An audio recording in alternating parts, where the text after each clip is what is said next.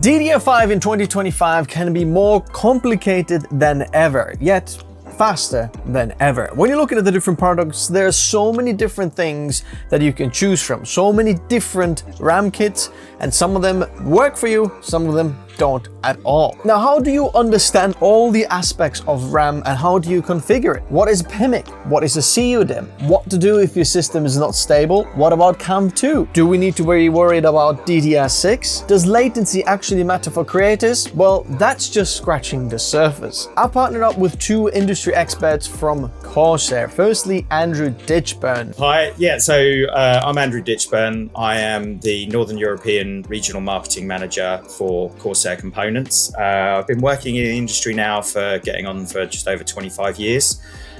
Started off working in a very small company called Simply Computers a very long time ago, and I've worked my way up and I've worked in Corsair now for about the last 2 years. And Sophocles. Hi Lauri, my name is Sophocles, but you can call me Sophos. I have over a decade of experience in the industry.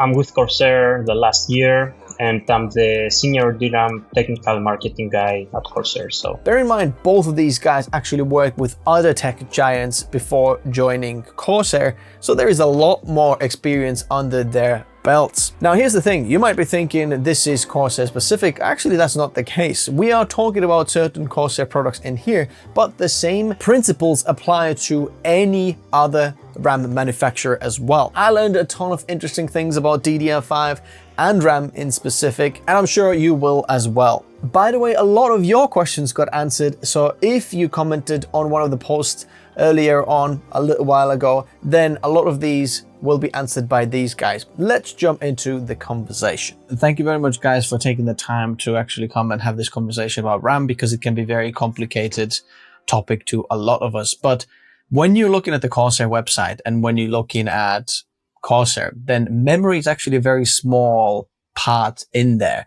So I'm wondering if you could actually tell us a little bit about Corsair. How did the company start, and what's the experience in terms of memory RAM? And I've heard some interesting facts there about the biggest memory seller in the world, awards, things like that. So tell us about how and what is Corsair's experience with RAM. Sure. Okay, I'll take this. So RAM is pretty much where Corsair started. It comes from a very long time ago.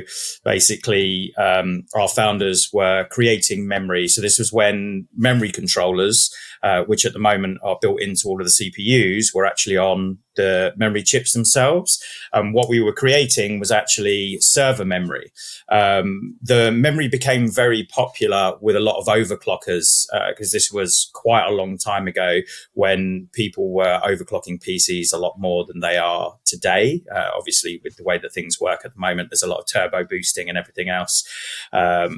So people started using Corsair memory for high-end gaming PCs to get better performance. And that's kind of how Corsair then slowly started moving into the gaming space. But memory still remains very core to our business. So Corsair is one of the, if not the biggest seller of retail consumer memory in the market. So that's kind of outside of enterprise and everything else. When looking at different RAM kits, a person is trying to buy some RAM. They see two main kind of specs on there.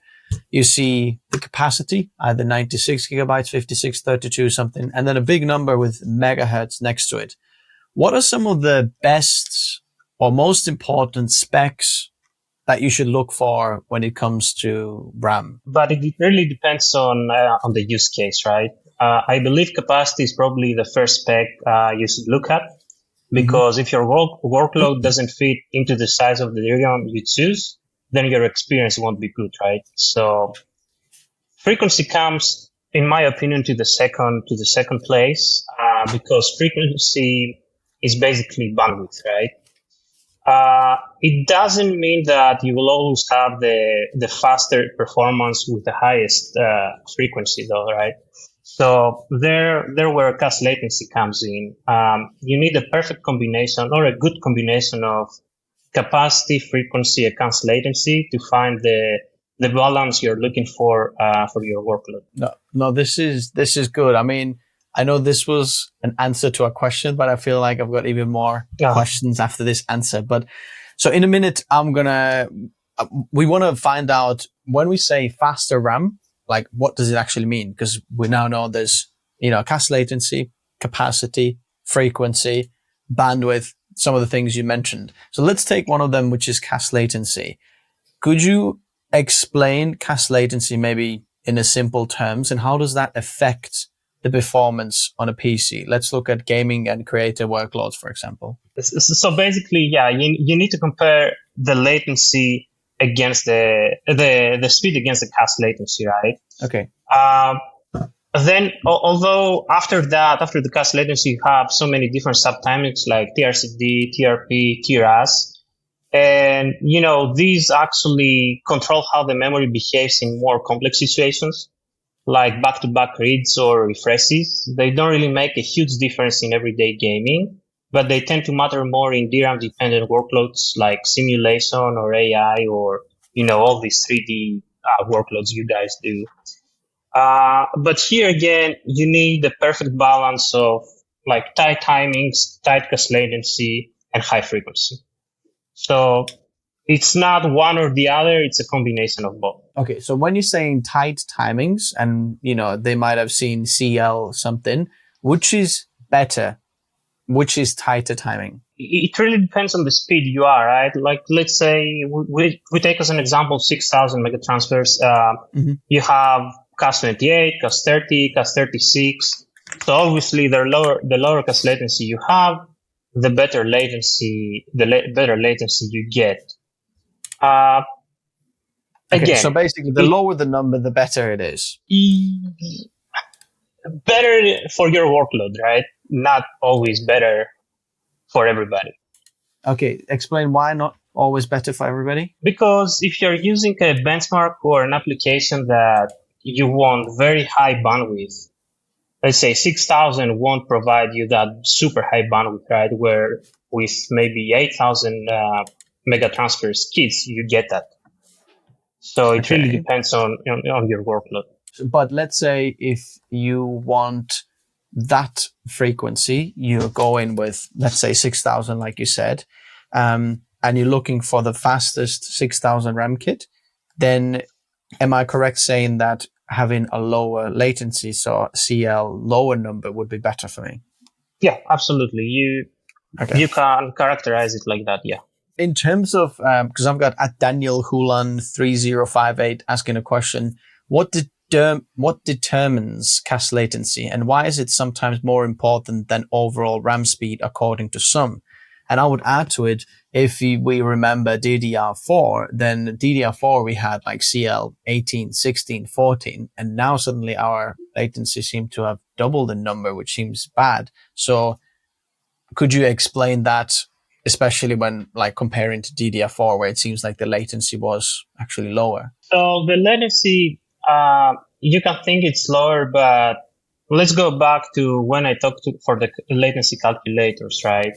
Mm-hmm. You will see that where you start getting diminishing returns on memory is around the 10 nanosecond mark. So let's say a 3600 CAS 16. Now I don't have the number on top of my head, but I'll give you an example of DDR5, right? So 6,000 CAS 30 is about 10 nanoseconds. So you're already pushing the limits of the lowest latency you can go to. But we always have to take into consideration the advantages DDR5 has, right? So you double the bandwidth. Mm-hmm. So this cannot be calculated in that calculator. Or you have other things like they come with the architecture of DDR5, like the PMIC on the stick now. You don't have to rely on the motherboard anymore. Stuff like that. So latency is one thing, but it's not the whole picture. What determines cache latency, and why is it sometimes more important than the actual frequency then? Again, depends on your workload, right? If you want to play games and you want to have the maximum performance in games, get a lower cache latency kit. It will help you with those, 1% lows, or if you are at lower resolution, even not a huge, but a significant bump on your FPS. Cache latency is really not determined by us. It really has to do with the ICs, right? So if a certain module, if the ICs on a certain module can support a lower cache latency, then we're gonna use that cache latency. It's not really something like that we rule out, or it's something that we find in the process of sorting ICs. You said IC. Explain what is an IC and where is it that on the RAM stick? Right now you can't do it, but if you open a memory module, you will see some squares, some black squares. So those are the ICs. Think of an IC as a worksheet, as an Excel worksheet, right? So you can have many different banks. They are called banks. So banks, think as many different seats inside your worksheet, right? And then you have the cells. So cells are basically your 1 bits. So it's one transistor, one capacitor. So the way that works is, the signal, the command comes from the CPU, goes to the memory, and you choose what row you need to activate, what column to access, and that's how the data flow from the CPU to the memory and then back to the CPU. I've heard that there are different IC manufacturers. Who are the IC manufacturers? Because I don't think Corsair buys the ICs in, right? Corsair buys ICs, yes, but we use basically all the available ICs in the market, so we don't have any preference, to be honest. Whatever is available, we use it. There are many different ones. I would say the most common ones are Hynix, Samsung, Micron, and then you have a few other ones as well. Obviously, I think most of the time you mentioned the latency for gaming, and I can see on Corsair website, we can see as well, there's a lot of big emphasis on gaming. But what about Ani Ruddick? I probably butchered that name, but he says, does latency really matter for softwares like DaVinci Resolve, Premiere, Photoshop, etc.? And what's the best number to go for in such cases? So looking at creative professionals, is there a different answer for them? So basically for content creating software, right? Content creation software, you really have to test every single aspect of it. I would say it's a common knowledge that higher bandwidth usually helps those situations. I don't have any specific numbers to show you right now, but I don't really think cache latency would make such a huge impact unless we're talking, again, take 6000 as an example, and you use cache 30 and you use cache 50. It doesn't exist, but as an example, right? Yes, then maybe you see, but yeah, in real world, the performance difference is not so significant. I would say for those capacity really matters. So make sure your memory fits the workload you want to have. Yeah, so that's kind of what I was going to touch on as well, is when it comes to those kind of applications, or any application, be it that it's some kind of productivity thing or whether it's gaming, it's always going to be how the memory kind of comes together. So you're obviously looking at the frequency of the memory, the cache timings, which we've obviously touched on, and then as Sophos has just said, the capacity. So obviously with a higher capacity, you're able to actually put more of the information through the memory. With a higher frequency, you're able to actually run that through that memory that much faster. And then with the cache latencies, then that's obviously affecting the latency time, which is how quickly it can kind of get up and make that data available. Because that's what we're talking about, again, as they said, with the cache latency, is how quickly it actually has the data available to use. So in very simple terms, creative professionals probably want to make sure that the capacity is not the limiting factor at first, because that would affect their performance the most, then frequency and then latency third. I mean, It doesn't quite translate exactly, but a good way to look at it would be if you're looking at like performance cars, okay? So your CAS latency times could be looked at the 0 to 60 rate, but then the frequency could be looked at as the maximum speed that engine can get to. But then the size of the cylinders, so be it like the size of the RAM, translates how much fuel you can have in. So then how much torque you can get. Obviously, I'm kind of dumbing it down quite a bit here. But so what it means is your CAS latency is your 0 to 60 times. So how quickly it can get to that kind of data and how quickly it can like maximize that. Then what your top speed is kind of your frequency. And then, like I was saying, then with the kind of size of the engine you've got is obviously how much fuel you can put through it and what you can kind of do. As I said, it doesn't translate exactly, but hopefully it gives you a kind of idea of how those three factors come together to actually make the memory what it is. And like I was saying, with the way that we kind of, Sophos was saying earlier, what we do is we will go through all of the chips that we get and we will literally look at each one of them individually to ratify that they can then run at those speeds and that the CAS latencies can actually be what they are, so we can sell it as we put the labels down for what we're selling. Because obviously, when you look at the box of any of Corsair's RAM, and I think other manufacturers are exactly the same, you don't actually see CAS latency on it. I mean, if you know how to read the barcode in the back, then you actually see that there is a CAS latency there. I can see this is C30, so I assume this is CL30.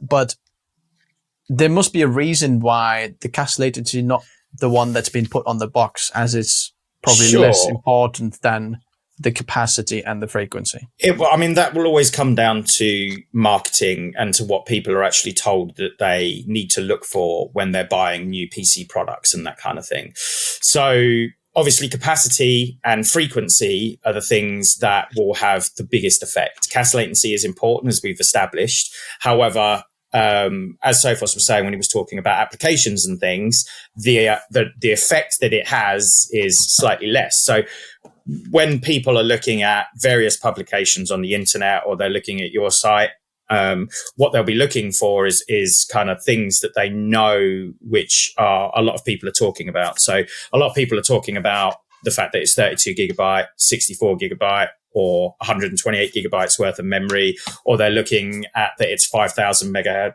transfers, 6,000 mega transfers. CAS latency tends to be looked at more by people that are very, very technical or looking for to absolutely maximize the performance that they can get out of their PC. So that's one of the reasons that the information is obviously there. We make sure that it's all freely available on the packaging. But what we will do is we will make sure that people are seeing what they will first look for. And that's always going to be the size of the memory and then the frequency and the fact of whether it's DDR5 or DDR4. But obviously DDR4 is now pretty much end of life already within reason. Less and less manufacturers are making it. And AMD and Intel, as an example, are now moving away from producing chipsets that support it. You mentioned DDR4. So explain to me, obviously DDR4, there was 3, 2, and 1 before that. What is the massive benefit of DDR5? And you mentioned the end of DDR4 production. And you can see now none of the latest generation CPUs support DDR4 anymore. Intel, AMD, none of them. And then what about DDR6? Like, when is this coming and what are the benefits in there? I know we doubled in bandwidth from 4 to 5. Is this going to happen again with 5 to 6? Sure. You can't quite put it doubles, it does X, Y, or Z on it. So there's basically something which is called JEDEC, which is a council of people that kind of get together and create standards. There's members of Intel, AMD in there. There's various members to these boards, and it's pretty much a council of people that get together and they ratify a standard. And the reason that this needs to be done is PCs as a whole are very much made by lots of different manufacturers. Okay. So you've got various motherboard manufacturers. You've obviously already mentioned Intel and AMD. You've got NVIDIA that obviously make parts. So you've got hundreds of different companies that are making parts for PCs. So what needed to happen is there needed to be a group of people that agreed on set standards. And what that means then is you've got a set building block where you know the minimum standard of that thing needs to be this. So as DDR4 was one standard that they agreed on, they obviously decided on DDR5. DDR6 is now something that they're working towards ratifying as a standard. And that way that works is that basically they then agree that, and then that gets set. Yeah, to touch on the things you said about DDR4 compared to DDR5 and potentially compared to DDR6, right? So DDR5 came with basically double the bandwidth from DDR4, and also splitted the DIMM to two different sub-channels of 32 bits. As I said before, you also now have the PMIC on the module, not on the motherboard anymore, which increases efficiency and also helps with stability. DDR5 makes a difference on more heavy DRAM tasks like video editing, large dataset processing, or AI workloads, since AI is a popular word nowadays. So, and as those new platforms they continue to mature, you see the benefits becoming more noticeable, right? As for DDR6, Corsair is a member of DDR6. And we are keeping a close eye on the developments there. If we take the previous generations in consideration, we expect the bandwidth to double again on DDR6 from DDR5. Okay, and do you have any idea when DDR6 is out? Because I think we're just about to standardize DDR5 across the platform. So do we need to kind of look out for DDR6 or when that is coming? And are you allowed to say what does that bandwidth start with? Is it like 10,000 and above? Is that DDR6 territory? I mean, I don't think we have any proven data yet, but for the bandwidth, right? But we still have time until DDR6. I think it's within the next 3-4 years, not earlier. I mean, as I said, it's obviously a council of people that agree on the standards. So there's an awful lot of agreement that needs to take place on that, which is also one of the reasons that DDR5, as an example, there are obviously standards such as EXPO and XMP, where the memory is obviously working at much higher frequencies than the standard DDR5 standards are set. And it'd be the same with the CAS latencies and even the voltages to a degree. I mean, let's talk about that, because that is probably one of the biggest misconceptions that are out there. That you look at the RAM, they offer you this speeds, but each CPU, whether AMD or Intel, actually sets a certain standard of memory speed, let's say. Because it is not really a JEDEC spec for Intel, because when you look at Intel Arc or AMD's homepage, the only thing that they list there is the memory rated speed. So when we look at Intel's 14th gen, it's 5600 megatransfers per second. If you look at Ryzen 7000, it's 5200 megatransfers per second. Not Ryzen 9000 is 5600 megatransfers per second now. So you're looking at that, but then all the memory kits are obviously a lot faster. And when you're looking at JEDEC is basically, as you see on the screen, is a bunch of people who would decide on some of the standards, and they do the same for the memory. Now, this is actually called overclocking then when you go above the manufacturing standards or specifications, correct? Yes. So, I don't know if, Andrew, you want to answer, but I can answer that. Oh, sure. So It's true, right? An XMP profile or an XPro profile are basically overclocking profiles. Because in a sense, you go beyond the limits of JEDEC. So before the JEDEC specs, beyond the JEDEC specs, sorry. Although this comes with a performance benefit, right? You get increased bandwidth, you get lower latencies, so you can play games well with better performance or do your 3D workloads or your content creation workloads faster. But yes, you're not wrong. They are overclocking profiles. Yeah, there we go. There it is in the footnotes on both of them. So, I mean, at the same time, I know you probably can't say that, but I can say that what I've seen from Intel and AMD, from both of them, they do put this in like every manufacturer, kind of like a small print when it comes to it, or when it's a very complicated, annoying case when someone is actually suing them for X, Y, and Z. But in real world practice, what we see is Intel and AMD, both of them are replacing their CPUs, even when you have run XMP profile or EXPO on there. Now, the question then I have, or what comes is, when Intel or AMD send out their CPU samples, for example, they give you the spec list. Okay, this is how fast our memory can go now. Like I mentioned, the 5600 megatransfers per second for 14th gen, for example. But yet the memory kit that they give you to test with it is a lot faster than their spec. And yet they mention in their fine print that, hey, we don't actually support, a warranty when it's overclocking profile, but here test our system with the overclocking profile. Now, I know this can be a little bit of a touchy subject for someone like Corsair to say, but how do you kind of see that? How do you explain that, and why is that like that?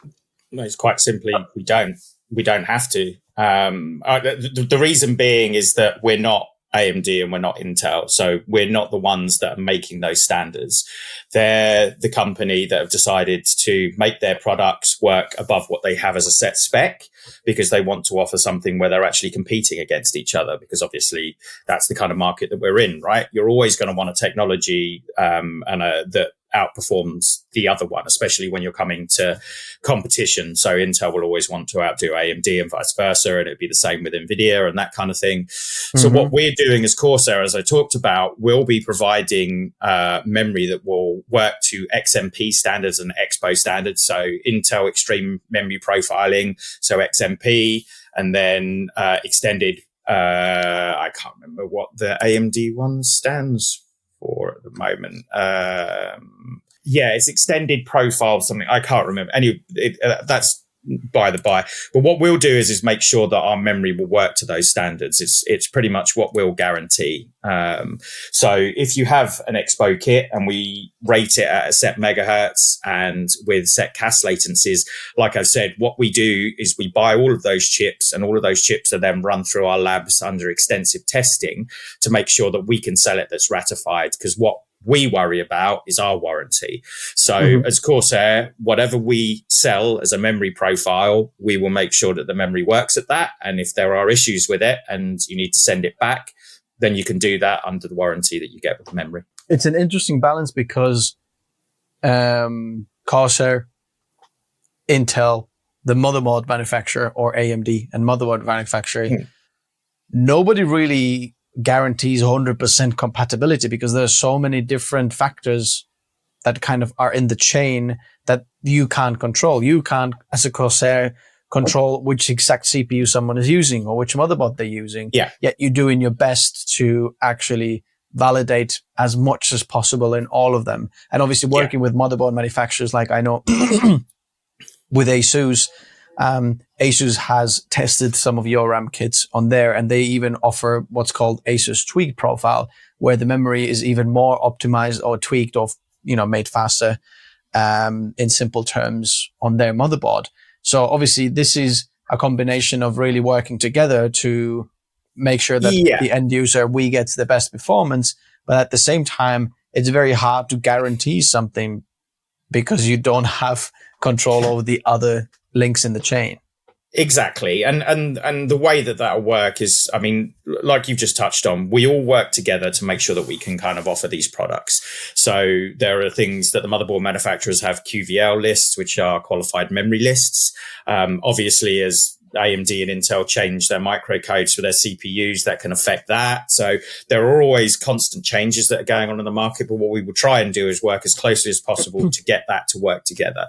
If for some reason you have issues, obviously you can speak to the motherboard manufacturer, report it to them. Potentially they can release new BIOSes.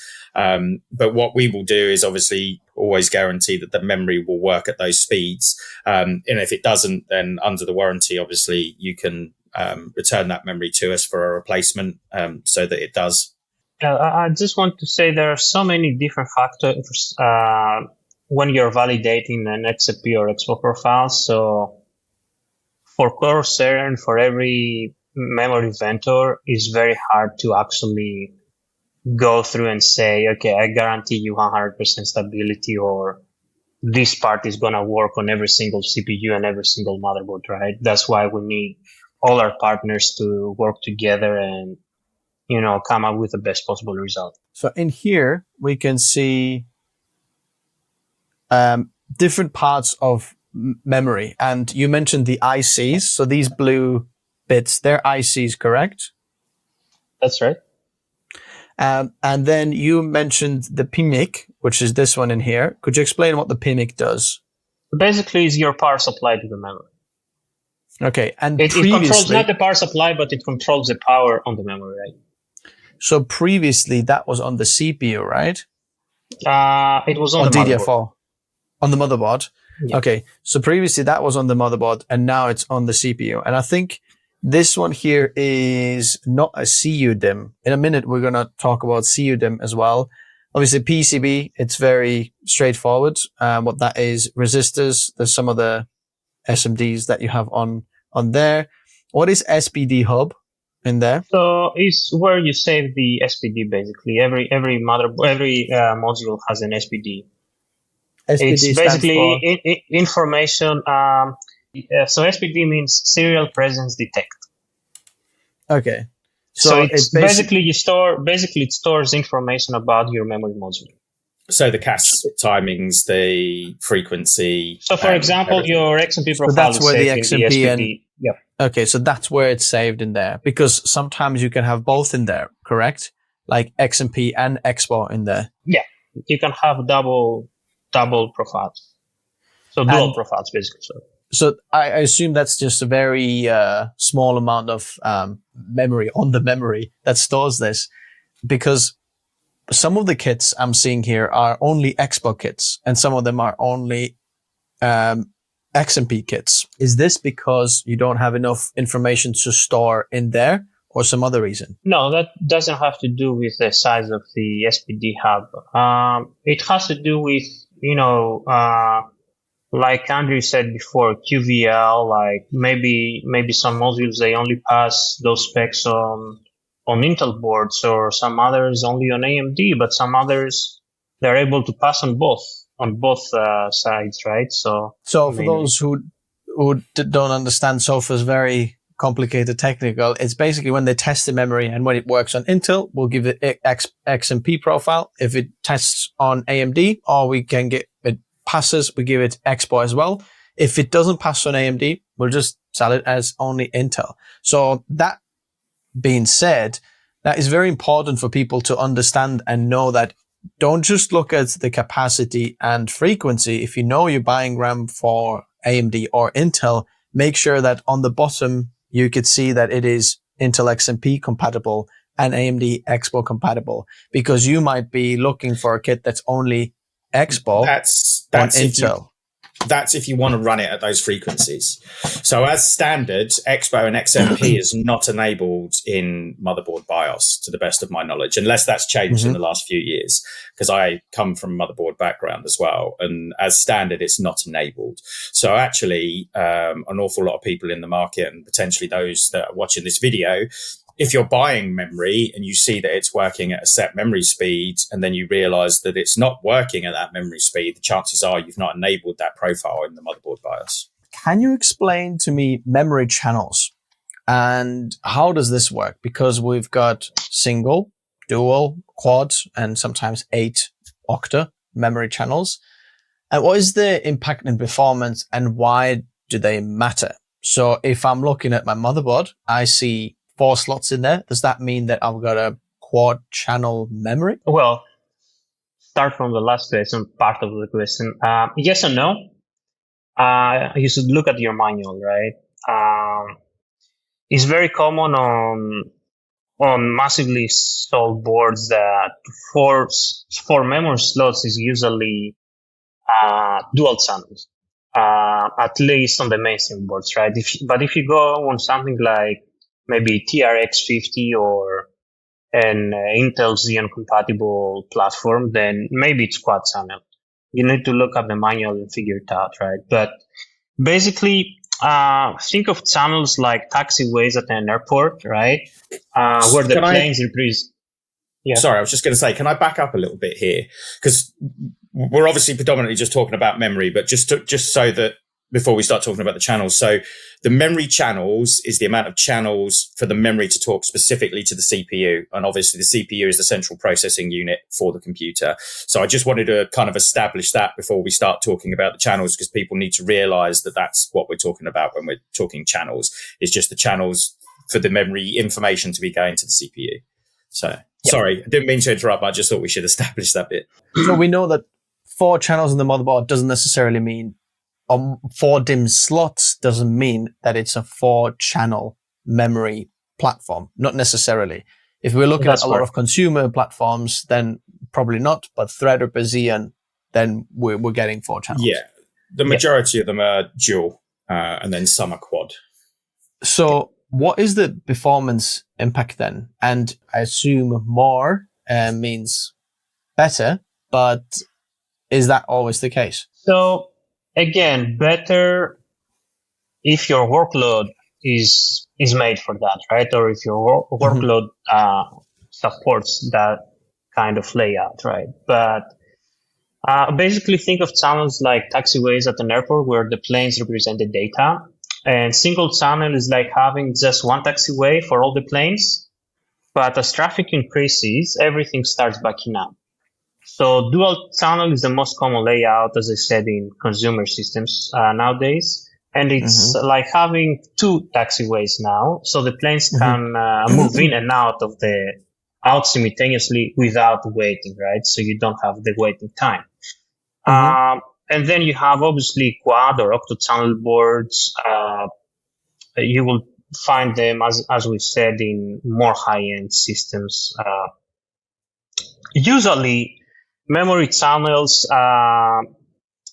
come with a higher bandwidth in your system. So, you have more taxiways, or like Andrew said, more ways for the CPU to talk to the memory. So the bigger bandwidth. And as you can understand, basically all your heavy memory workloads like 3D rendering, AI, or whatever you can imagine, most likely are benefiting from higher channel count. So the question then is, if I've got a dual channel platform, but I've got 4 DIMM slots, what's going on there now? So one channel can have 2 slots. So you can populate 2 slots and still have dual channel. So you can increase your capacity this way. Which, again, kind of going back to something just to kind of pull this back a little bit, is in towards certain people using systems and things. When you're installing the dual channel, as you've just said, you've got 4 slots on boards, but they're only dual channel boards. That means only 2 pairs of memory will be talking to each other or being used at kind of that given time.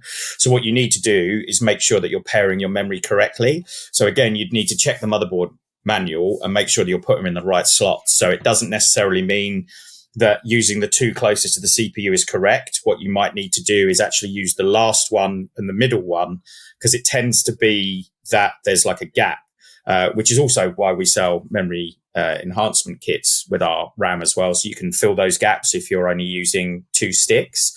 But you need to make sure that you're doing that. So it'll actually be in the motherboard manual. You can double check, or you can look online on the manufacturer's website so that you know you're putting your RAM in the correct slots if you're only using those 2 sticks. Because if you put them in the wrong way, you can still run the same capacity, but in single channel mode. So you lose all that performance that the second channel has to offer you, right? Okay. Yeah. So basically all the planes are still landing and taking on off the from same that one taxiway brain rather than 2. Okay. Yeah. We know that sometimes there are 4 DIMM slots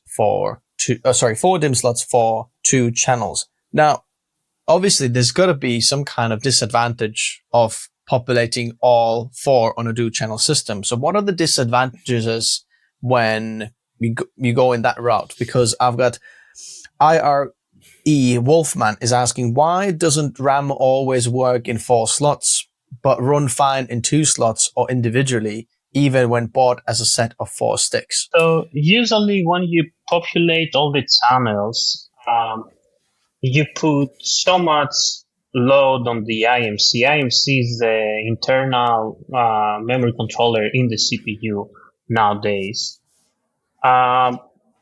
So it has to do like, I'll give you an example as a car, right? Let's say you're running in a car carrying 100 kilos versus running in a car carrying 200 kilos, right? Obviously, your 100 kilo car will be much faster than the 200 kilo car. So think of the memory in the same way. The more capacity you have, the slower clocks, the slower frequency, probably slower timings you're gonna get. I've got a better example. What I've said, imagine going in the airport. You've got 2 suitcases and 2 hands, and you're trying to run them. But then let's say you have 4 suitcases, and you're trying to still kind of carry them with 2 hands. It is possible, but you're probably not going to get to your gate as fast as you'd get with 2 suitcases, because it's just a bit awkward, not as stable. You're probably going to trip over. You're going to drop some stuff off. Yeah. So it's probably that. So in a case where we are going with 4 DIMM sticks and you realize that we're not getting the stability, what can we actually do? So you can either run your memory at default clocks. These usually are ruled by your motherboard. So, you have to check what each motherboard sets as a base. The other way, if they don't work at the frequency you want, maybe you need to back down a little bit. I would say that's the most common way to deal with that. Yeah, that's what I've seen as well. Because as a creator, sometimes you need 128 gigabytes or more. That means that you need to run like 4 DIMMs slots. Actually, there is now 2 times 64 gigabyte kits, I think. So now you can get actually 128 gigabytes for 2 channels. But I think, let's say 192 gigabytes, if you need that capacity, I've seen that even if you buy the faster RAM kit, let's say, 6,000, if it's not running that, try to drop it down to 5,800, 56, 54. You'll find that it will probably run somewhere 52, 50, depending on your IMC, how good that is actually running your RAM kit. You mentioned the IMC. Tell us, what is the IMC? So before that, let me grab the opportunity and say, if you want an extra memory capacity, try not to combine 2 kits, even if they have the same specs, right? Don't do that, because they are not made for that. If you want the extra capacity, buy the capacity you want on a single kit, like 128 memory kit or 192 memory kit, right? Because these are validated to run at those speeds, at those timings with that capacity. If you try to combine 2, even with the same specs, we cannot guarantee 100% compatibility, right?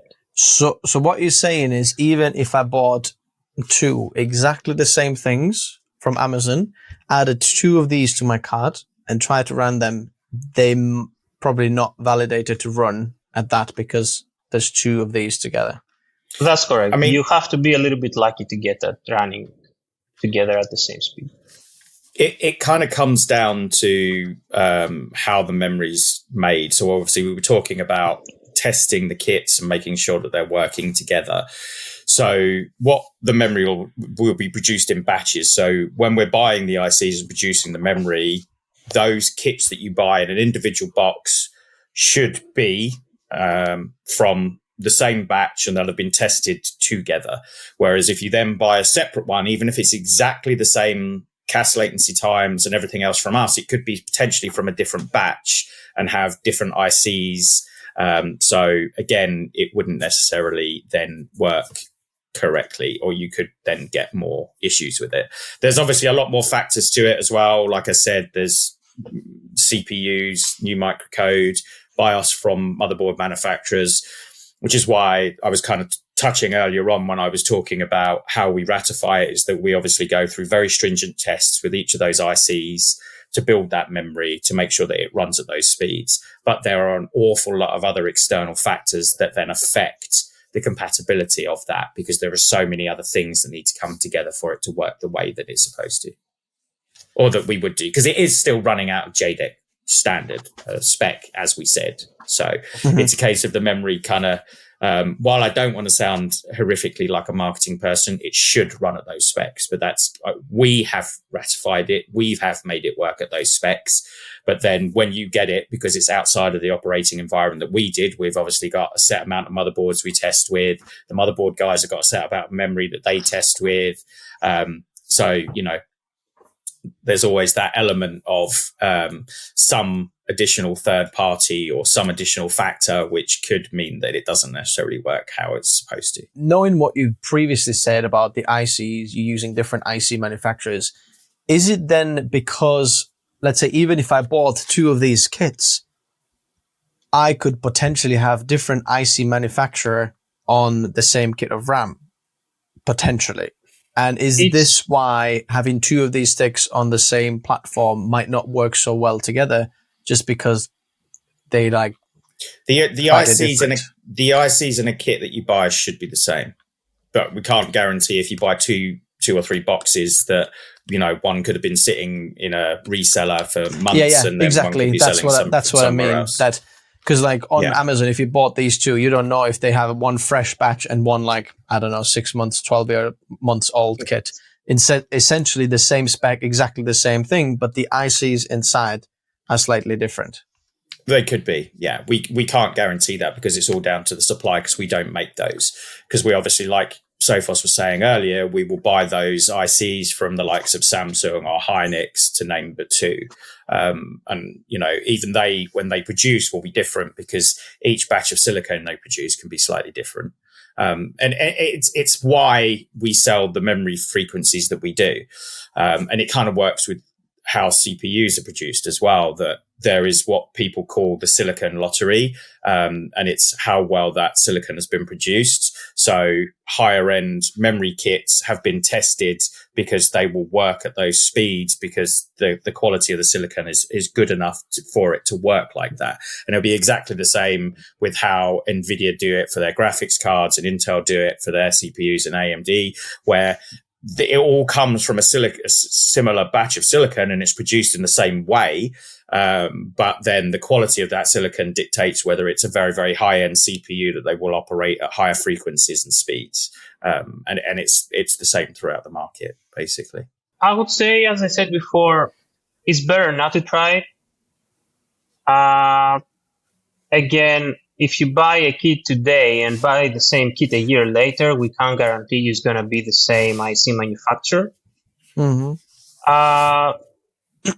But other than that, you know, nobody stops you of doing that. So it's up to you, but it's not what we sell. We sell a dual channel, 2 module kit, and that's it. Yeah, because I can see that Corsair sells Vengeance kits, for example, on 192 gigabytes. And the fastest, if I'm not mistaken here, I can see is 5200 megahertz for 192. And if we look at 96 gigabyte kit, then you can see it actually faster there. There's 6600 dominator titanium that Corsair has. So it seems to me that it's already tested but it's lower the speed at where it kind of is stable. And that's why we're not seeing, I don't know, 6,192 gigabyte kit. Obviously, you don't want me to recommend this to people, but I would say that if people are buying, let's say, the 6600 megahertz 96 gigabyte kit, and then later on they need more RAM, they buy the same kit. I mean, I'm 99% sure that you're not going to run it at 192 gigabytes at 6600 megahertz. You're probably going to have to lower the frequency, where I can see Corsair has lowered it to 52 or something like that. Is this the same process kind of Corsair looks at, or is this something somehow different internally? Again, we try not to combine, in order to make a 4-module memory kit, we're not combining two modules kits, right? So yes and no, but whatever comes out of our labs, of our factory, is basically tested for what the box says. So that's the only thing we can sort of guarantee to you. Another than money saving tip that I would like to ask is, if I'm looking at the 192 gigabyte kit and then the same speed 96 gigabyte kit, then if I buy two of the 96 gigabyte kits, it's actually cheaper than the 192 gigabyte kit. Could we save some money by going with buying the two separately, hoping that it's going to work? I guess we're paying more for the validation and the actual verification that it will work at those speeds. Is that correct? Not necessarily, no.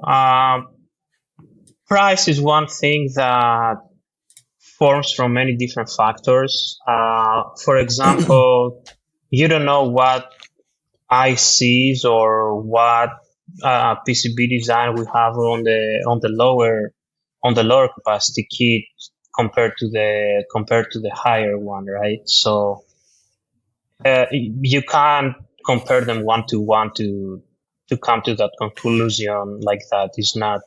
Is not correct. No, I mean, just to kind of go. So memory is a very, very volatile product from a price point of view, because there are so many parts and factors, including that, change the price of that memory. And when it then comes to making memory, like I said, we're buying the parts from all over the place, so it has to ship. So even while that memory is being transferred across for it to be tested to work, the prices can change. That can affect the price of that memory. So that's why you will see memory prices change so much all over the place. And that's not a Corsair thing. That's just a market thing. Yeah. And especially while we're in the kind of global economic environment we're in at the moment, there are so many other factors that are affecting that, from the shipping that I was just talking about. Shipment costs can change absolutely massively depending on what's going on in the world. And it has a huge knock-on effect. Memory, because of the fact that, like I was talking about, how we pick the ICs for the silicon, are one of the ones that it's a technology that will get affected the fastest, because there are so many parts for it, because memory is pretty much made to order within reason. I mean, it's very rare that we will sit on stockpiles of memory, and that's due to the fact that the memory prices change so quickly. We don't want to sit on a lot of memory. I mean, unless the prices change in our favor, then sitting on it's great, but we will never do that. We will always make it to order. So if you go onto the Corsair website and you're ordering memory kits, you're actually pretty much making it to order. So all of that will then ship directly from our factory. So you'll always be getting it new. So where Sophos was talking about actually matching memory kits, if you want to buy 4 sticks and have it running in a system because you have applications where you want to do that, then you have a very high guarantee that those ICs are all going to be from exactly the same batch, because you're buying it at the same time and it's all made to order at the same time. To the fact that, just for a shameless plug, as we've just been talking about stuff, and the fact that we actually make it to order, we even have something called our CCL labs for our memory, which is something that we've brought in reasonably over the last year or so, where you can even now custom create the memory that you want with different designs as well. I think CCL is a very nice thing to have because, memory sometimes is boring, right? So you get all those black, white, silver, gray heat spreaders that, at the end of the day, they all look kind of the same, right? I really like this one. Yeah, the cherry It's blossom a bit white, girly though, but it is pretty cool. I don't know why. I like the sci-fi and the respawn are my favorite ones. The sci-fi light. I've got this one here. Yes, that's a sci-fi. You mentioned IMC earlier, and I don't think we've got like a concrete answer. We've talked about silicon lottery and IMC. What is that, and how does that exactly work? So I think I made a mistake before. I said it's an internal memory controller. It's an integrated memory controller. So basically, it's a communication between the CPU and the DRAM and the memory in the system, right? So it handles how the data flow from the CPU to memory, and the access, optimizing access and performance in that communication. So basically, it's responsible. I mean, I don't want to say responsible, but it has it's a very big factor of how fast or high your memories can run, or how tight your timings can be. That thing, those things, yeah. Yeah. So IMC is on the CPU. Correct. That's correct. On different generations, as the CPU gets faster, the IMC gets better as well. Well, history has sometimes this years, yeah. So it's basically like Sophos was just saying. It kind of makes sure it's a controller, so it controls what the memory's doing. But like I was saying earlier, when Corsair first started, the memory controller was actually on the memory. Then at one point, the memory controller actually moved to be on the motherboard for a while. And then as CPUs got faster and faster and it needed to talk a lot quicker, distance is always a factor, right? Even when we're talking minuscule distances, motherboards, but it makes a huge difference. So then I think the CPU manufacturers started then integrating the memory controller onto the CPU itself, because it then makes it much, much faster. Yeah. And then the silicon lottery then, how does that affect the IMC? Because the silicon lottery is basically that from the factory, every single CPU wants to come out as Ryzen 9 or Intel i9 Ultra 9. But then, it's not always the case. They have to either close down some cores, or it's not going to work. It's not stable. So it becomes, Ultra 7, Ryzen 7, but not necessarily. That's binning. Separate. Because the controller is its own thing. It's not responsible for then the frequency of the CPU. So so what I explained now is CPU binning, but then within that kind of binning process, there's also the silicon lottery, because some of the motherboard manufacturers actually give you a silicon lottery score. SP score is what it's called. You can test them. But how does the SP score actually affect the speeds of RAM, what you can get?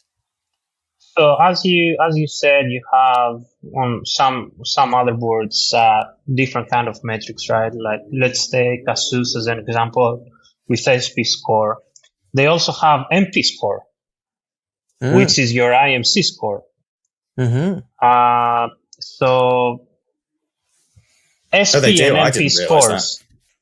Yeah, you just have to go. I think it's hidden somewhere in a different menu, and you just have to click it, and you let the motherboard reboot a couple of times, and then it gives you the score. It's not like right away like SP score, right? So anyway, they are completely independent. As SP score and MP score, they are not the same.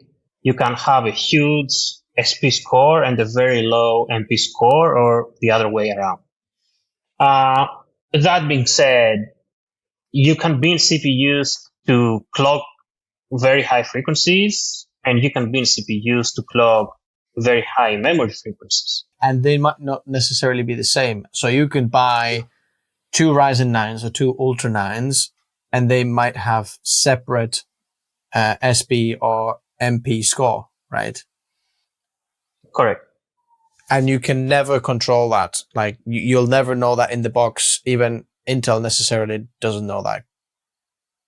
I'm not sure about Intel, but yeah, you before you open the box and you plug the CPU in the socket, you don't know any of that. That's why they call it a lottery.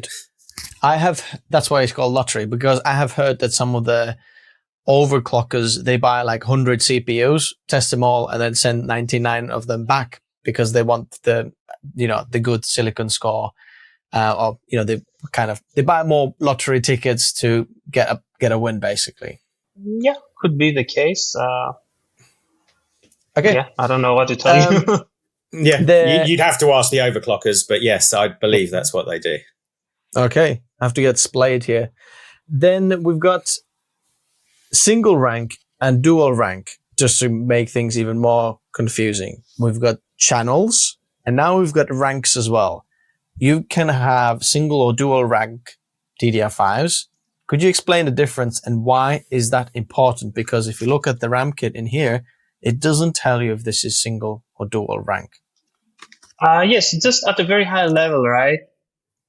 If the ICs are populated only on the one side of the memory module, is single rank. If they have ICs at the both sides, on both sides, is dual rank. So all you have to know as a user is as a buyer is that memory module comes with higher capacity. It could get more complicated that you have the same capacity with single rank ICs and with dual rank. Sorry, not ICs, modules. Oh, you won't be able to find it's very hard to tell if it's single or dual. I think this one only has one side, but that's what I'm trying to figure out if this is. This is the 32 gigabyte kit, so this could be single one. This is, if it's 32, is only single, most likely single. Yeah, normally higher capacity is more ranks. And obviously, is that always the case? Higher capacity, dual rank? Because then there's no 64 gigabyte kits of single rank. So as I understand, in the future, we might have single rank higher than 48 gigabyte kits. That's right, yes. So really, the everyday user doesn't really need to worry about single or dual rank system because it doesn't necessarily affect the performance. It's just if you do fine tune, I don't know, your gaming frames on 1080p, and you want the fastest RAM, then probably it's important, but not for creators for gaming, who run video. You wouldn't even see a frame per second difference, I wouldn't imagine. I mean, I could be wrong, but I mean, for gaming, you're barely going to see anything. If you were doing very, very heavy rendering or moving an awful lot of data through your RAM, potentially, but again, it's not going to be much of a difference. I mean, where people would care about stuff like this is potentially high frequency trading, and where it really makes a difference. And these guys are messing with fiber optics just to try and get better exchange, because obviously when they're selling and trading, it makes a difference. But it's not a lot of a difference. Yeah, okay. Again, at very high level, I would agree with Andrew. I would say that, again, you cannot measure it, but maybe on a single rank modules are a tiny, tad faster. You could say that.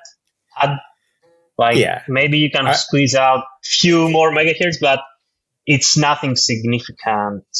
So don't look at that, because a lot of that, it has to do with, try and fail kind of a situation. So if somebody tells you, oh, I have a dual rank kit can do higher. Yeah, could be the situation, but also a single rank can do higher.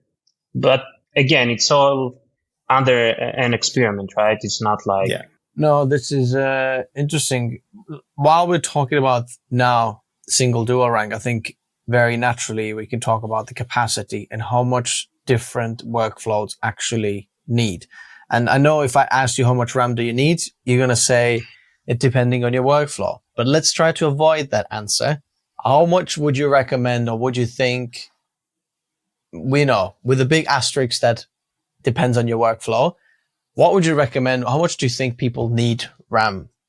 I wouldn't really want to answer the question in the way that you've said it, because it is what you're using it for. So Microsoft Flight Simulator is probably a good example to kind of come in here, because obviously we're talking consumer-based memory. For the first time, they've put a recommendation, I think, of 32, but with then kind of high performance at 64. I think that's one of the first games. I'll look that up to double check. So it does depend on what you're doing. It really does. And like I said, if you're going into then rendering and doing other things, then it makes a bigger difference. But if you're an everyday user that's just using Windows and making Excel spreadsheets, and you're not doing huge amounts of data lookups, you probably need less. There isn't another way of answering that question to my mind. And just to add something else here is, let's say you already know your workload, right? And let's say that workload is, let's say 30 gigabyte, right? Don't go and buy a 32 gigabyte memory chip, because you are so close to the limitation that even if you want to do something extra on your computer while you're utilizing those 30 gigabytes, you're going to feel so uncomfortable. Like your PC is going to be so slow. Buy the next step and see it as a future-proof buy. I mean, of course, I could sit here as Corsair and say, hey, just buy 128 gigs worth of memory every time. Do it. Go for it. But no, it's... What I have been recommending people is, I think 32 gigabytes is the minimum I would recommend. I know there are 16 gigabyte kits out there, but I don't know who these are for. And they're very, like, kind of limited use cases. Yeah, I mean, it kind of comes into, and again, it's use case scenario at this point. So the way that it would work for that kind of spec is predominantly if somebody is buying a huge amount of workstations for whatever it may be. So say there's like a large government entity or a large corporation, and they want to buy a load of workstations or laptops or whatever it may be. They will predominantly offer out what's called a tender, where they'll say, I want this. If you want my business, come back to me with a spec of product, whatever that laptop or system may be. And they will literally say, minimum, we want this, this, this, and this. And their technical teams will have recommended what they need to do for the stuff that they're doing. And that's why that exists, because there will be times when it's just data entry. It just needs to be a dumb workstation. It just needs to be something very similar, like it's very simple. So there is that. But obviously, as software demands get more and more, then the hardware demands get more and more. So then that slowly gets phased out. So we're seeing now that I agree 32 gig is probably what I would recommend if you're buying a PC for home use. Mm-hmm. If you were making like a very simple dumb box, as an example, let's say you were making, I don't know, a smart internet router that was going to control all of your traffic and do filtering and forwarding and add filtering and whatever else you want it to do, then it doesn't need much RAM at all. So there is still use case scenarios for much lower amounts of RAM. So it's kind of what you're doing with it and the machine you're building with it. Like Raspberry Pis, they don't need much memory, as an example. So there's a lot of smart devices that you can create using those kind of devices that you could buy RAM for. So there's still a use case for being able to buy those kind of modules. I think we are in an environment where we're looking at what would be end user class PCs, where they're doing multiple things from gaming to content creation to high level math, if it's doing AI computation itself, and whatever you may want to do with it. Do you think there's a point where having more RAM there's diminishing returns, or is more RAM always better? Totally depends on the OS that you're using. If the operating system, or the game or the application isn't programmed and designed to utilize that kind of memory, then it's a waste.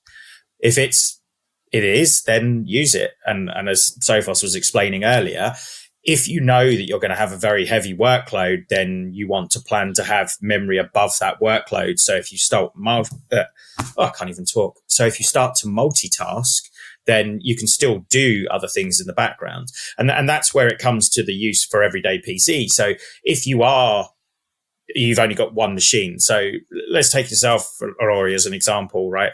I would imagine you've got a machine that you just render on when you're rendering video. You won't be doing work in the background on that same machine at the same time, unless you're maybe running a virtual machine on it or something. But predominantly, you will just leave that rendering doing what it's doing, knowing it's going to take X amount of time to do it, and then you'll go and use another machine to do it. And it's the same with RAM, really. It's totally dependent on what you're doing with it, how many things you're doing on it, and what's required, and what that software is designed to be utilized for, optimized for, is probably a better way of talking about it, really.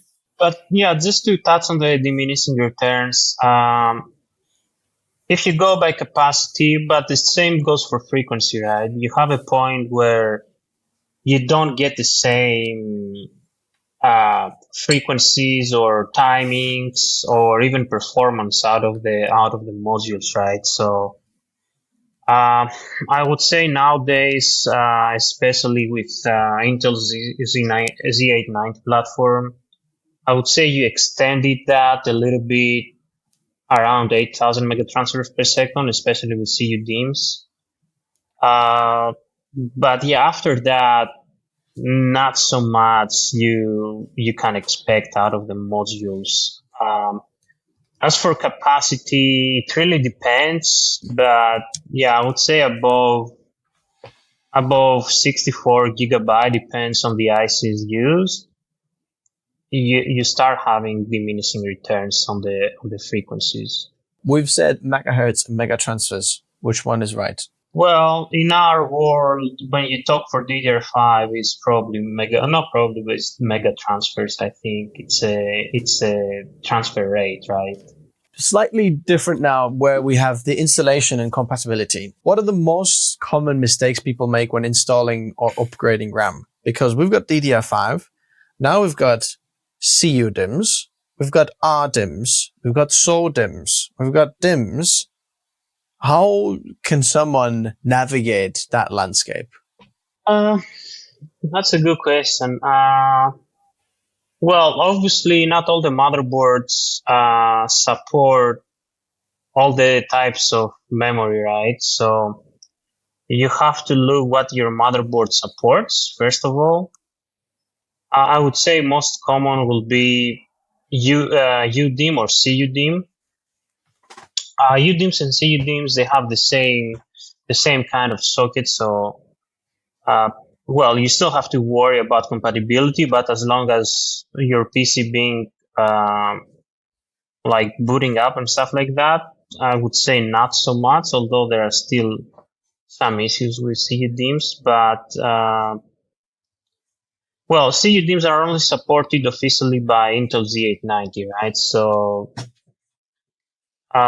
it's a new technology. I don't know if you want me to explain that. Yeah, what it please is. do. Yeah, please do. So, CUDIMMs basically introduced recently by Intel to the consumer market, but it's something that it exists in JEDEC for a few years now. So basically, on CUDIMMs, as a module you saw before, there is an extra IC below the PMIC area, under the PMIC area. So this is an IC where the signal from the CPU going to the memory goes, and this IC regenerates the signal, so the signal is cleaner to the ICs, basically to the whole memory system. So this way you can get a better signal integrity and basically hit higher speeds or lower timings and better overclocking in general. So what does this guy do there then? What's the reason for having the extra one, and why does it make the RAM so much better and so the stable, clock driver, faster? So this is called clock driver. You usually see it as CKD, right? We have a very nice article at the Corsair Explorer website. You can find out more about CUDIMMs.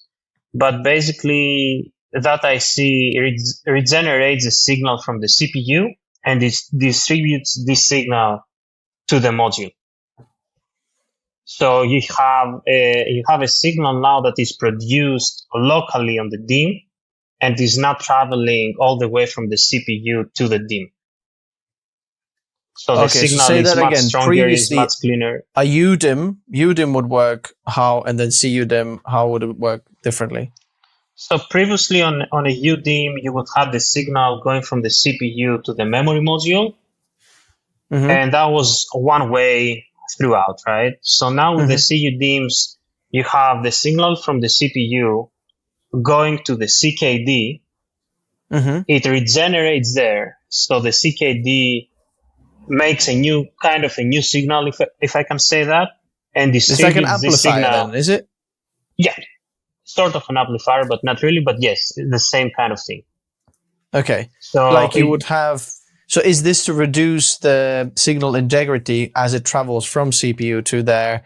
Because it works the same on audio. If your cables are so long, in the end your signal goes down, and with whatever. Is this the same kind of idea? Same method, yeah. Same thinking, yeah. Okay, so is it safe to say that AMD and this will become the industry standard now, and UDIMM will slowly back down? Or does UDIMM have a space why UDIMM still is necessary? Or is everything going to move over to CUDIMM? Well, nobody can tell you that. I just can tell you that currently AMD doesn't officially support this CUDIMM. So, maybe a couple of generations later, they will support it. And basically what CUDIMM does is extends DDR5 lifetime, right? So instead of moving right to DDR6, you have this mid period where we find another way how to make signal integrity better and achieve higher frequencies. Okay, so it could be a temporary technology. It depends who adopts it and who wants to work with it. So Intel have obviously chosen that they want to support it on their latest chipsets. Maybe AMD will, maybe they won't. Maybe DDR6 will get agreed as a JEDEC standard much quicker, and that will become adopted. We don't know. We obviously constantly keep monitoring the memory market and what's going on and what people are agreeing and what people are adopting to make sure that we offer the best products suited to the market. So question then, can a UDIMM be customized to be a CUDIMM, or is it completely ground up different design? No, it's a different PCB. You cannot do that. No. Okay. So it's not just, let's take our UDIMMs now, slap the, CLK, what was it? CKD. Slap that on there. That's not possible. No, the PCB is different. In what order would you say you would check compatibility when choosing the RAM?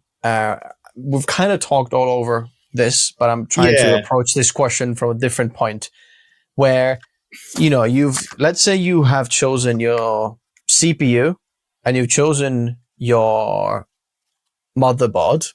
Mm-hmm. Now, in what order would you go for choosing what RAM is correct for you? Because there's different options. You've got obviously the design, the physical size, and all the other options. You can get a little bit lost. Where would you rank the priority, how to choose the best RAM for you? I was going to say, I'll kind of answer your question previously because we skirted over it and we started talking about CUDIMMs because you were asking what's the common mistakes that people make when choosing that. So we've already touched on some of that, and that's obviously making sure that the memory is installed into the right slots, as we've already said, so that then it operates at the frequencies that you've purchased. Making sure that if it supports XMP and it supports EXPO from AMD, that's enabled in the BIOS, because again, the motherboard needs to be able to make it work at those frequencies. You can also check the motherboard manufacturers' websites to see if that memory is on their QVL list. But there's only so much memory those guys can obviously test. Is another way to kind of just double check everything that you're getting and that it's working at those speeds and that kind of thing. Then to kind of revisit the question you've literally just asked, where you're saying, what should people be looking for? What's the first thing they should look for? Again, it's a very open-ended question. So you kind of get a bit of a general answer from that. It would be a case of, if you're buying a lower end CPU, potentially you're buying on a budget. So what you might want to do is make sure you get up to 32 gigabytes if budget is allowing. So you want to look at capacity first, I would say. And then potentially the frequencies after that, and then the cache latencies after that. That's kind of a general rule for it. There could be different reasons to choose different things. Me personally, if I was buying it or I was recommending it to a friend, would say you definitely want to make sure that you're getting X amount of megabytes of memory. And then if their budget allows, I'd say choose a slightly higher frequency if you can, because it's going to make a slight effect to the system when it's running. And then as a last factor, I'd be like, have a look at potentially, say, CL30 or something for the memory. And it would be budget dependent, or depending on what they want to do as well. Because if someone was to come to me and say, I'm going to be doing just gaming, or I'm doing just Excel work, or I'm doing whatever, I would try and fit in what they're asking from a use case into that budget, and then see what memory we could fit into it as well. But there'd be a lot of other factors that kind of came into it, because obviously there's a lot of other bits that kind of fit into a PC if somebody was asking me. But just for memory, those things, I think. If you're only go for gaming, again, choose a low latency kit. Is your latency probably for gaming is your best friend? If it's for something else like simulation, 3D rendering and stuff like that, prefer capacity over anything else, and then speed, and last one, latency. Obviously, on top of everything is compatibility with your CPU, your motherboard, and anything other than memory related. So I've got Yuri winning saying, why my motherboard CPU RAM all say it supports 8,000 megatransfers per second. The sticks are in the QVL list, yet I only get RAM running stable at 6,800 megatransfers per second. So this is an instability question here. Why is there RAM instability in his case? And like, seeing that question, how would you start to troubleshoot that, and how could you help that person? Well, I have to say that, again, mistakes could be made, right? That's why nobody can 100% guarantee you the stability at that certain speed. As Corsair will honor any warranty that comes with our products. So if you feel like you want to return this memory kit, you can always contact our customer support. As far as testing goes, for me, I would say if you have an XMP 8000 megatransfers kit and it doesn't work at 8000, then honestly could be many different reasons related to CPU, related to motherboard, even related to memory, right? So it's very hard to tell you where to start from. I would say have a check on the QVL, and then try to clock down your kit. Now, this year says about 6,800 megatransfers. So I guess he has already tested that. Mm. So yeah, for that case, I don't know. If he gets stable like that, I can't recommend him to go out and buy another CPU to see if it's a CPU, or buy another memory kit to see if it's a memory kit. He can return it to Corsair if it's a Corsair kit, and we can test it and tell him our results. Yeah, I mean, from what I've seen and seen this question, if it says that the CPU supports 8,000 megatransfers per second, there is only one like CPU line that supports that. There's 3 CPUs to choose from. That's the Core Ultra 5, 7, or 9 with the K behind it, and the KFs as well, actually. Okay, so you have a specific example, because this is very generic, like he said. Okay. Yeah, because obviously, I don't know what he's running, but I'm just thinking, if the CPU supports 8,000, that means that it must be the Intel Boost profile, which only goes for these. Otherwise, he might, because there's no other CPUs that support 8,000 megatransfers per second. That's the only option there. So let me answer you then the same question in a different way, right? So if you go to any motherboard's QVL list, you will see that there's a drop-down menu to select between different CPU generations. So maybe for Intel Z890 platform, you can see K and non-K CPUs. For AMD, you will see your 9,000, 8,000, 7,000 CPUs.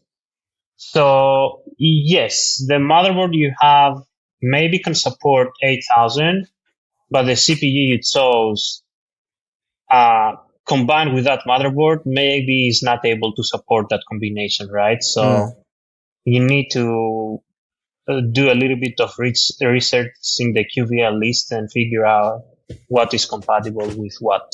I can't say for sure, but I don't know if his RAM is CUDIMM, because I'm pretty sure that Intel says that 8,000 megatransfers per second is officially guaranteed with a CUDIMM.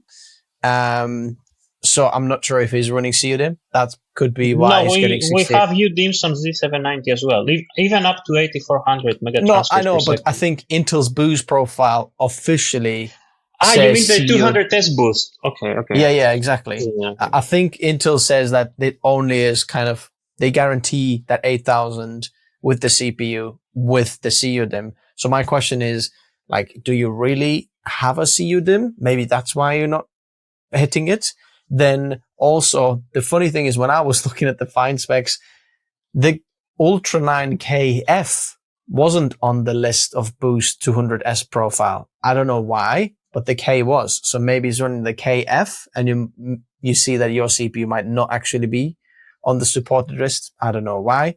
He has to tell us more about his system so we have a better understanding, right? I know, we only have this, so I don't know, Yuri, what your system is, but that's how far we could take it. I wanted to ask you about, we kind of glazed over SODIMMs, UDIMMs, and CUDIMMs.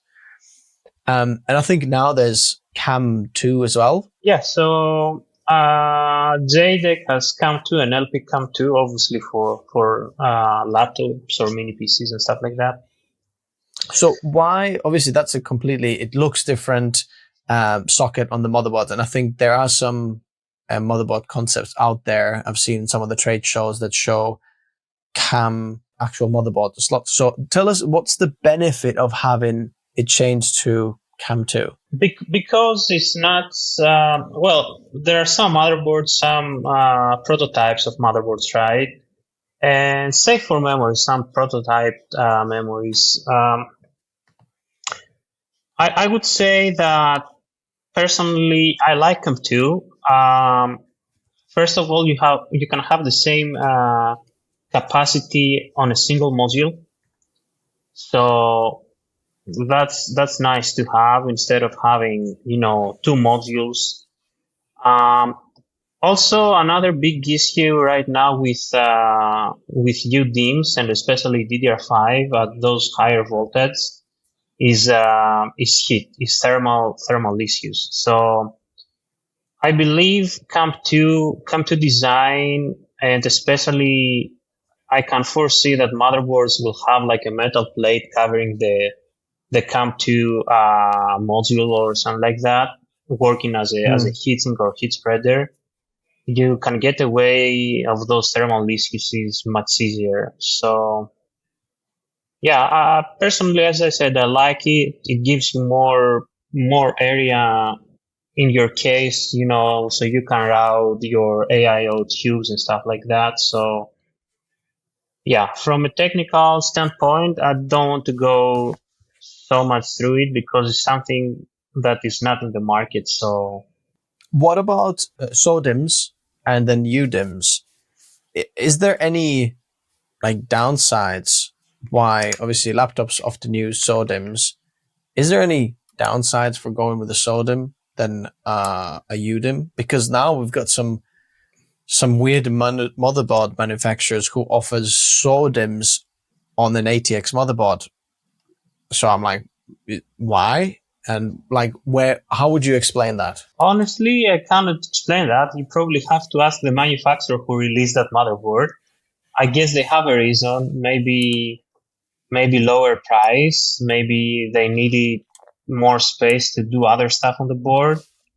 And maybe there is a market for that. That they can sell those motherboards too. But again, it's not something that I can comment on. Mm-hmm.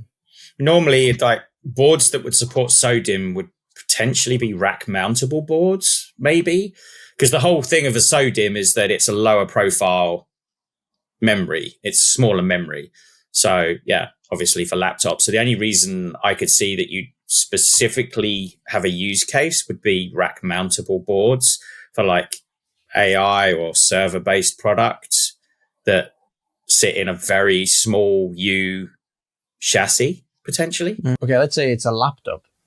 Could there be a CU-SODIMM option? Because obviously when we have, is there some out there like that? A SODIMM that's also CUDIMM? Yes, but it's not commonly used again. I can't think of more than one or two laptops using that. So it's the same case as on CUDIMMs, right? Not very common in the market yet. So as it was long probably as only on Intel platform. Correct. I was going to say it's just a size thing. I think is it small outline? Is that what it stands for? I think so. It is literally just a size thing more than anything else. And then obviously that just very much limits is there any the downside? Is there any downsides then for the SODIMM if it is smaller? Is there more heat then? Well, it would be everything that comes from having a smaller form factor, really. So you've got less space to work on. If you've got less space, does that mean that the heat spreaders have got less surface area to take the heat away? Yes. Is it worse or better?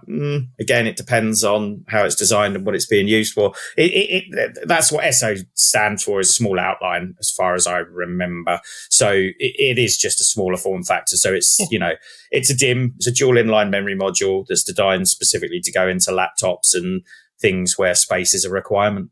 Is it better or worse? Totally, again, depends. There are arguments either way, I suppose. Yeah, CU-SODIMM is basically like CUDIMMs for laptops, right? So take your older SODIMM, put a clock driver on it, it's CU-SODIMM. So does SODIMM run on lower voltage or not necessarily? Well, because I'm thinking it probably is designed, but yeah. It does, but it's designed to run like that. Okay, because the reason I'm asking this is on desktop, we've got the massive heat sinks on here and we're making sure that all the heat gets dissipated well and the RAM is cool. But then on SODIMMs on laptops, there's literally like no cooling, just like bare bones. And then if it runs on the same voltage, we're like, is there heat issues? Do we have to run it lower then? What's the situation there? But at that point, the laptops are designed specifically to take the heat away. So in a desktop, you've got a lot of free space. So we will make the DIMMs bigger to cover that. You'll get bigger heat spreaders because we've got the space to do it. In a laptop, it would be that you're going to run a lower voltage because ultimately, I guess you're going to want lower power draw. And also it does produce less heat if it's running at a lower voltage, obviously. But then laptops are specifically designed where there's like sheets of copper across them, and they've got a whole different thermal design because it's a much smaller space. And don't forget, if your cooling design in a laptop is so good, I could think of some cases where, the fan spins faster, so it can dissipate more heat out of the modules better than a PC case, in some cases, obviously, best case scenario, but yeah, totally. Yeah, SODIMMs are designed to be like that, are designed for smaller factor applications, solutions. So you cannot really compare them one to UDIMM. How much is heat an issue with DDR5?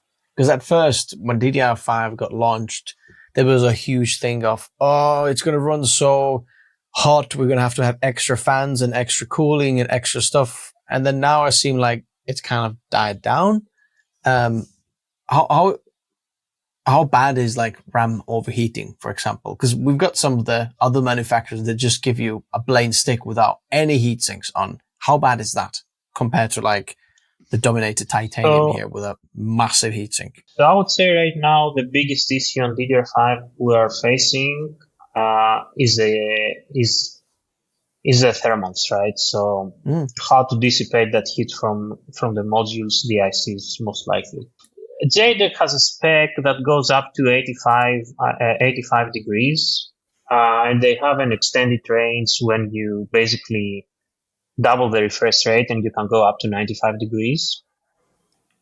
But yeah, since those voltages on the modules have increased to 1.35, 1.45 volts, heat is a massive issue. Do you need to be concerned about buying memory with no heat sinks? DDR5 especially. I mean, depends where you plug them in, right? You can plug them in a system with airflow and they will do okay, but it's not something I would personally recommend, right? Better buy a memory kit with heat spreaders and having one less thing to care about, kind of a thing, right? I was going to say it's down to kind of use case again. If you've got much higher frequency memory, then having bigger heat spreaders on it is obviously going to mean that it works a lot better at those speeds because it dissipates that heat. And the bigger the heat spreader, the more surface area it's got before it becomes saturates and can't take that heat away quick enough. And then the memory reaches the temperature where it gets to a point where it's obviously going to start producing more errors. But if you've got memory which is ratified at much lower speeds, so it's not going to generate so much resistance, so it's not going to generate so much heat, then it's not such an issue. If you've got high-end memory, then better heat spreaders is obviously better to go with. And if it's lower-end memory, then not such an issue. Okay, what about ECC? Because I've heard some rumors, some people saying that, DDR5 kind of has ECC. Is that a misconception? Is that true? Is that not true compared to DDR4? So it's just error checking. Basically, when you've got the U in the DIMMs that we're talking about, it just means that it's unbuffered. So you kind of have server-based memory where errors cannot happen, where you've basically got buffered ECC memory. And what it's doing is that it's buffering that information. So before the information goes to the CPU, as it's then double checking it and making sure that that information is correct and that there's no errors. With unbuffered, it's not doing that. So sometimes you will get errors and then it'll have to rerun the calculation. But the issue then becomes when you're not buffering it, you can make mistakes it may not notice, and that's a real problem for higher end application things with servers and that kind of stuff. Whereas with PCs, it doesn't make such of a difference. But if you want memory to be very quick for gaming, as an example, where you're having lots and lots of processes that need to go through as quickly as possible, if you put a buffer in the way and it's double checking everything, it's going to slow things down an awful lot more. So with servers where the error checking is really, really important, but the latency speeds and the speeds that it responds isn't so important because it's just being a file server or it's whatever the application is, it's not such a problem. And that's why I touched on high frequency trading earlier. There's actually a tendency for high frequency machines not to use buffer ECC memory. They'll actually use more desktop based things because they're willing to take the risk for the errors because it's much faster to respond. Yeah, basically, if you want to do any kind of safe work, go with memory modules that fully support ECC, like RDIMMs, for example, right? Or ECC or UDIMMs with ECC. So, I mean, you saying that, how, because I'm looking at these Corsair memory, will ECC be like especially marked on the box? Does DDR5 have any difference compared to error connecting on DDR4? So DDR5, one of the features of DDR5 is that it comes with ECC support, but it's not the real ECC that we have on, for example, RDIMMs, right? They only correct errors on the die. So it's a ECC, you will see it being written as ECC on die or on die ECC. Mm-hmm. So it's not like a full specs kind of thing. Okay, so there is some benefits going with DDR5 over DDR4 because there is some correcting going on? Well, that comes with the DDR5 architecture, right? So yes, you can say that, yes. So ECC, is there available ECC on UDIMM or does it have to be RDIMM? And am I correct saying that, so that question first. So is there ECC on UDIMMs as well or only on RDIMMs on DDR5? Recently, I think you've noticed as well, like especially with the Ryzen Pro series, ECC UDIMMs, they became more popular. So there are ECC UDIMMs, and you can differentiate them from the normal UDIMMs because they have an extra IC on them. If you see one, you can see the difference. But yes, ECC is commonly used on RDIMMs for now. ECC UDIMM is something that is, I don't want to say recently because there is out for a long time, but it became more popular now, right? Am I correct saying that RDIMMs run on different voltage than UDIMMs? It depends on what voltage you really set, right? RDIMMs are usually made for more stable machines because they are tailored for like workstations where you need the less amount of complexity and the full amount of stability, right? The best stability. So, running the frequency at lower speeds, then you can have better stability. Where on UDIMMs, you can supply that extra voltage and run a little bit higher frequency, so you get a little bit better performance out of it. Although I have to say that RDIMMs, they tend to go as far as XMP and EXPO go, up to the same voltage as on UDIMMs. Like you will see your 1.4 volts RDIMM, XMP, and EXPO keys for sure. So when we have RDIMMs and UDIMMs, are they intercompatible? Like Ryzen Pro, can we actually run UDIMMs there as well, or they have a different notch?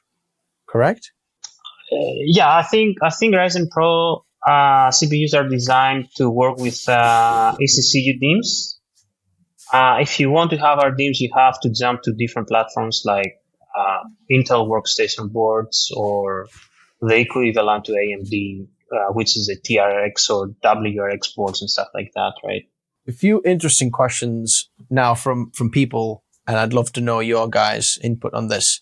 I've got Rock and Roller PR3467 that says, is there a way to add functional memory to a system that already has unified memory on an SoC, like Macs? And how would or could they complement each other? Also, will external memory ever be a thing? No, external memory. No, there's not. I don't know if there will be in the future. Latency on it alone would be an absolute nightmare. What about SoC? Like if you already have SoC, is there obviously there's a reason SODIMM, there is an SoC.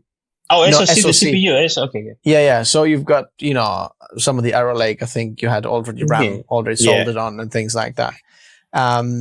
Is there a way or reason maybe making a system where you could slot extra in as well? Could they complement each other? Is that ever going to be a thing? If your motherboard has a slot for it, yes, but unless they do, what can I tell you?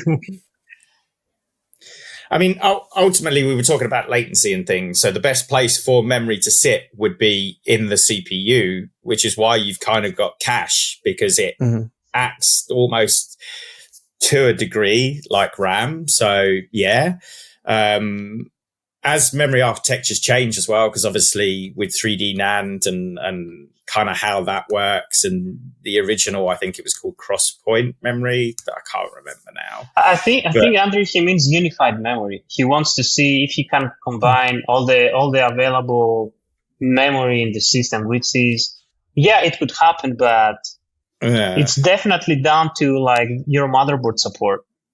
Like we cannot take a motherboard and solder new memory in it. I mean, we could, add the slot to, we could, but we can't add the slot to add for you to add memories. Like, it doesn't work. I know what you mean, but because that's talking about like external memory and things as well. No, based on currently adopted technology, no. Maybe is that a fair answer? It is. It definitely is. So then I've got a question from TFM Snavi. Is saying, why do we have DDR6 and 7 on graphics card and not on sticks? Could we see integrated RAM like graphics in the future? And what would you say to that? I would say that obviously you could. Everything can happen, right? So, but I would say that it's a different layout. It's a different architecture, so you need the total redesign of what we have right now. Plus GDDR memory, they have a super high latency compared to DRAM. So again, so it's not just like a bit of a higher generation of, DDR. It's GDDR, which is a little bit different than DDR, right? Well, they're built for different purpose. So they serve a different purpose in the ecosystem. So yeah. So could we ever see what we see on GDDR6, let's say in 3-4 years, could we have that GDDR6 kind of on our system memory? Is that how it works? Not directly, because like Sophos says, it's designed specifically for a purpose in a specific way. Could we see stuff that has those kind of latencies and those standards to a point? Yes, maybe.